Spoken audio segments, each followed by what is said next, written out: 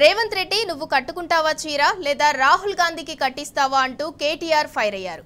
మహిళలకు నెలకు 2500 ఎక్కడ ఇస్తున్నారో చూపిస్తావా అని ప్రశ్నించారు. ఇన్ని పచ్చి అబద్ధాలా అంటూ మండిపడ్డారు.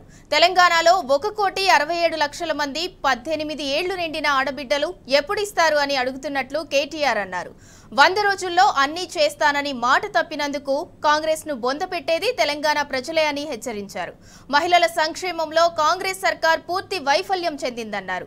ఫ్రీ బస్ అని బిల్డప్ ఇచ్చిన కాంగ్రెస్ మహిళా పథకాలను అటకెక్కించిందని, కాంగ్రెస్ కు మహిళల ఓట్లడిగితే హక్కే లేదని ధ్వజమెత్తారు కేటీఆర్.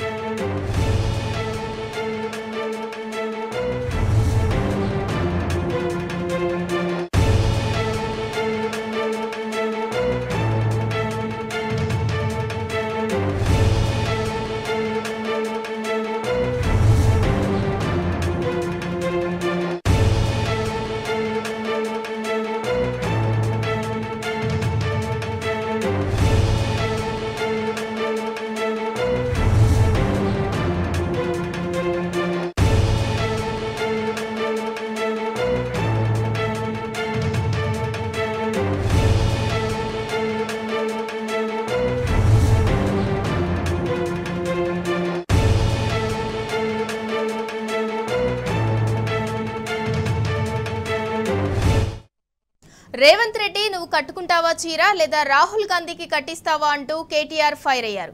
మహిళలకు నెలకు 2500 ఎక్కడ ఇస్తున్నారో చూపిస్తావా అని ప్రశ్నించారు. ఇన్ని పచ్చి అబద్ధాలా అంటూ మండిపడ్డారు.